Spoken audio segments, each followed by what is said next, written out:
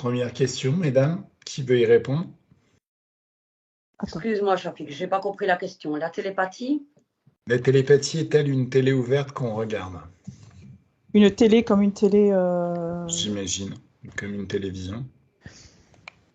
En fait, dans les techniques d'opérateur, parce que je suis opératrice HRE aussi, comme Chafik, quand je demande au télépathe ou au client d'aller voir les informations par rapport aux objectifs établis, je demande, regarde sur ton écran mental, je demande donc, va voir ceci, va voir cela. Effectivement, au niveau représentation, on pourrait imaginer que c'est une télévision, si ça parle à la personne. Donc, je ne sais pas si ça répond à la question. Oui, non, je regarde dans les commentaires. Oui, ah oui, ça répond à la question, sûrement on a dit oui, voilà. Effectivement, on amène des informations dans lesquelles on cherche, que ce soit une enquête, le sujet établi. Par exemple, dans une enquête session, une session d'investigation, on a le sujet, l'opérateur a le sujet en tête, et effectivement, il va amener le télépathe à aller vers ce sujet. Donc, il va le guider.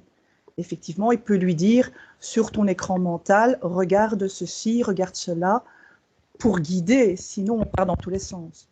Est-ce que ça répond à ta question, Jocelyne? Dans ce cas-là, oui, mais c'est l'opérateur qui a dit regarde ton écran mental.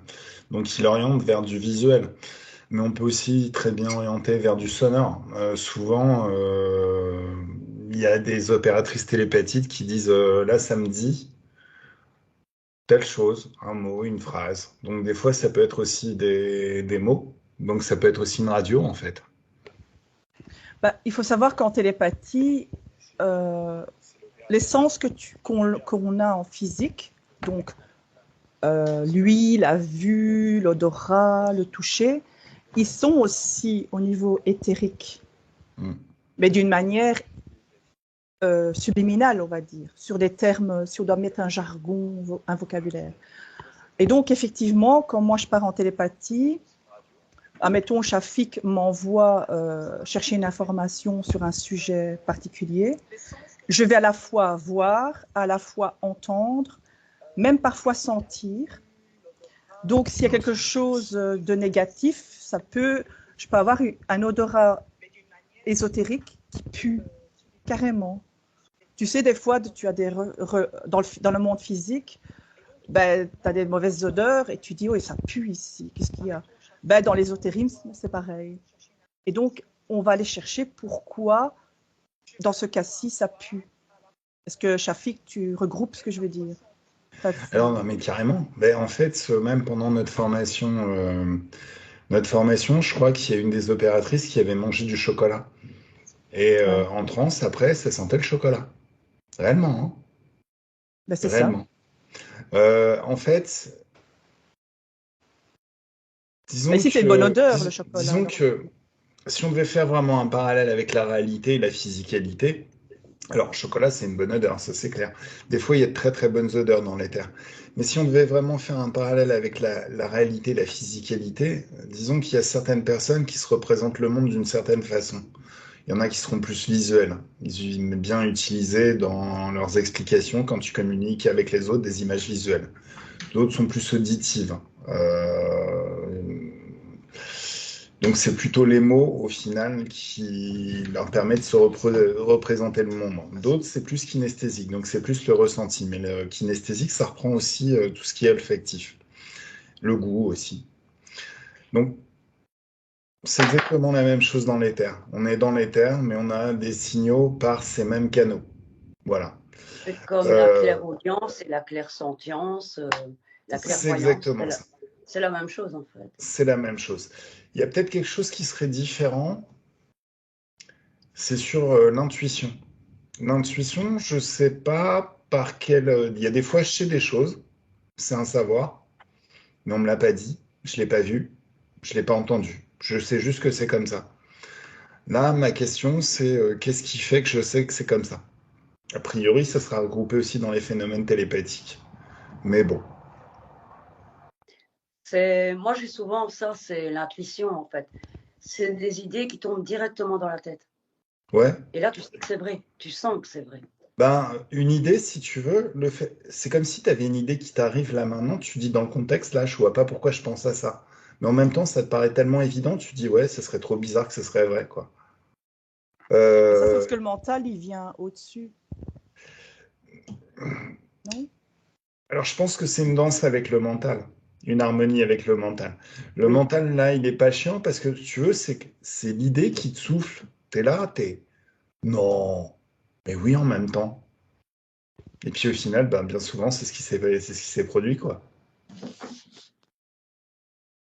Quelle différence entre le flash et la télépathie?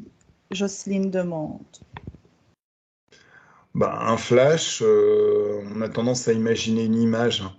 Mais en même temps, il y a peut-être aussi l'aspect bref. Si c'est un flash qui te permet de balancer, je sais pas, 15 années d'informations, ou est-ce que c'est un flash visuel? C'est la question qu'on peut se poser. Si cette histoire d'intuition, le fait de savoir comme ça en un seul coup, alors qu'on ne sait pas pourquoi, on sait peut-être ça serait je sais pas, un téléchargement ultra rapide. Est-ce qu'on pourrait qualifier ça de flash? Pour moi, un flash, c'est de la télépathie, hein. Si je peux me permettre, Shafik, Vas-y, lâche-toi. c'est se connecter à son esprit supérieur, en fait. C'est quitter le mental, aligner de moi ce que j'ai pu apprendre avec mes études au niveau scientifique en neurosciences et tout. C'est aligner l'hémisphère droit et l'hémisphère gauche. Alors, oui. Par contre, j'aime pas cette histoire d'esprit supérieur. Ah, ça, c'est l'allergie, ça. Mais c'est la partie Shafik fait une subliminale, en allergie. fait. Hein. Voilà. Parce que, en fait, ça n'a pas été prouvé toutes les fois où on a été voir nos esprits supérieurs qu'ils étaient vraiment supérieurs. Oui, ils étaient dans le secret des dieux. Oui, ils avaient négocié des contrats foireux et ils voulaient pas nous le dire. Mais le plus souvent, c'était des interférents. Il n'y a rien qui m'a vraiment prouvé qu'ils étaient beaucoup, beaucoup plus intelligents et beaucoup plus high voltage que nous en termes d'intelligence. Alors, je suis désolé, hein, mais objectivement, chaque fois que pour moi, j'entends l'esprit supérieur, c'est la partie subliminale. Bon, moi, c'est comme ça que je le ressens, tu vois. Mais c'est comme ça que tu le dis et enfin, c'est comme ça que toi tu le perçois, ça marche pour toi, hein, tout est cool. Pour moi, ma partie subliminale, c'est pas ma partie supérieure. Elle a pas le droit de s'appeler ma partie supérieure. Ce que je vis là à l'heure actuelle, c'est quand même de sa faute. Ce que je vis à l'heure actuelle, c'est de sa faute. Je me suis réveillé, j'étais Arrête un d'être bébé, dur. et je savais on a commencé à m'appeler Shafik, donc bon, ça allait plutôt pas mal. Mais tout ça pour expliquer qu'au final, si je suis dans cette galère, c'est parce qu'à un moment donné, elle a défailli. Shafik physique de retour. Voilà. Shafik, vas-y. C'est beaucoup trop facile de te parler comme à une enfant quand on est un interférent qui cherche à se faire passer par pour une partie supérieure, une de tes parties supérieures. Donc elle va commencer à te parler comme à une enfant, t'infantiliser, te dire oui, mais tu fais pas ce qui est faux, ce qu'il faut et tout ça. Mais on s'aperçoit que tout ce qui est important pour nous, tout ce que nous avons du New Age, tout ce que nous ont vendu les religions, au final, c'est rien. Enfin, c'est du grand n'importe quoi. Ça n'existe pas tout ça. C'est juste des croyances qu'on nous met, histoire de le plus souvent nous mettre dans des situations très inconfortables. On doit résister à notre nature. Donc, en fait, pour moi, la partie subliminale, la partie ésotérique, elle n'est pas forcément, elle n'est pas supérieure. Elle a accès à une autre réalité qui lui permet d'autres choses. Mais ça reste la même partie. En fait, c'est moi, quoi, si tu veux. Quand je suis à l'état d'éveil, je pense de façon ordinaire, de façon physique, dans mon corps, enfin, dans mon corps de la physicalité. Quand je suis en transe, je deviens ma partie ésotérique. Et ma partie ésotérique, c'est moi. C'est juste qu'elle a accès à d'autres choses, d'autres informations.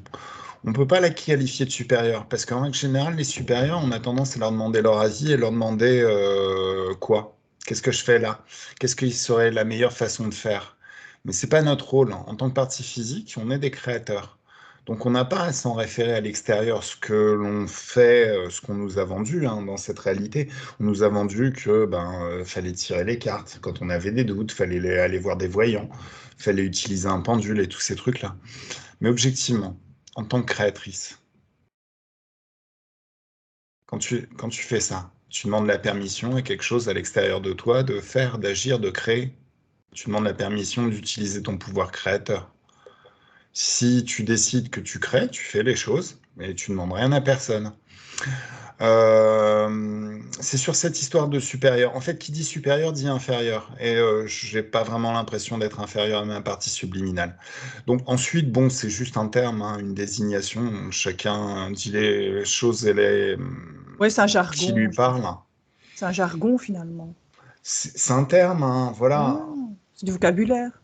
Moi, ce qui me gêne, c'est que le terme de supérieur, en règle générale, c'est des supérieurs qui dirigent. Et laisser la place à une partie ésotérique pour diriger, bah déjà, c'est pas son rôle.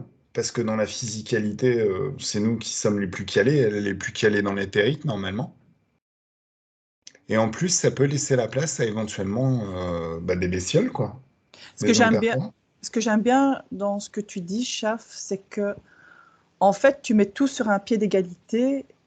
Et qui dit égalité dit respect à la fois sur le plan physicalité, donc ma partie physique et ma partie, on va dire, pour mettre une compréhension, ma partie ésotérique, éthérique. Ouais. Et donc, en spiritualité, je l'ai appris aussi en Reiki, tu dis, voilà, ça c'est ma partie supérieure. Mais supérieure, c'est un terme. Est-ce qu'elle est si supérieure que ça? Non. Si maintenant tu mets tes corps, attends, je parle, s'il te plaît.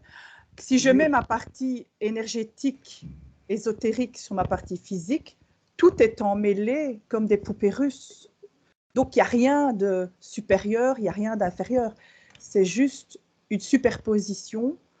Et donc, dire supérieur pourrait prétendre possiblement qu'il y ait supérieur-inférieur. Mais non, dans ta tête, ça doit être logique que c'est égal. Et c'est vrai qu'un mot peut être porteur de vibrations. Et donc, Shafik a raison de dire il n'y a rien d'inférieur, il n'y a rien de supérieur. Alors, je sais pas si j'ai raison. Disons que, en fait, Dans ton raisonnement, je trouve que tu as raison. pour bosser, pour faire ce que je fais, j'ai pas intérêt à penser que les êtres éthériques sont supérieurs aux humains. Et j'ai plutôt intérêt à penser l'inverse. L'inverse, c'est que c'est plutôt nous, les êtres de lumière, on est tout puissants, on crée. Et comme on a la chance de créer et d'être tout puissant, il y a plein de bestioles qui viennent nous faire croire qu'on devrait faire ci, qu'on devrait faire ça. Parce que si on fait pas ci, ça se passe. Enfin, en final, on vient essayer de nous parasiter notre pouvoir créateur, en nous expliquant comment on devrait l'utiliser. Donc c'est un petit peu pour ça. Mais puis j'ai l'impression que cette histoire de partie supérieure, ça nous a aussi été inculqué par les interférents. Objectivement, c'est eux qui contrôlent le monde, qui contrôlent nos apprentissages, qui contrôlent l'école, qui contrôlent absolument tout ce qui fait, on va dire, la matrice, tu veux dire. tout ce qui devient discipline, même à l'école. Je veux dire, les mathématiques, c'est des théories qui ont été voulues, validées par des êtres qui étaient très clairement interférés, qui avaient un minimum de pouvoir. Donc bon, sachant ça, faut rester... Je suis méfiant naturellement de ce genre de choses. Je suis méfiant de ce genre de choses. Angie. En fait, c'est la partie de nous qu'on a oubliée. Tu vois, quand on s'est incarné, quand on est en pseudo-descendu, on s'est diffracté. Et c'est la partie de nous qu'on a oubliée, en fait. Oui. Ah non, mais je suis d'accord sur le fait que c'est une partie de nous. Ça, il n'y a pas de... La question, c'est qui est supérieur, qui est inférieur. Je veux pas, en fait... Alors, c'est peut-être pas dans les intentions de cette partie ésotérique de prendre le contrôle ou de nous manipuler, mais le fait de la considérer comme supérieure, c'est déjà la mettre sur un piédestal et déjà commencer à régresser soi-même sur notre pouvoir créateur. Enfin, c'est juste ça qui me gêne. Mais oui, oui, bien sûr, c'est une partie de nous. Et je suis d'accord avec toi, Vanny. Cette conscience, c'est à l'intérieur de toi et pas à l'extérieur.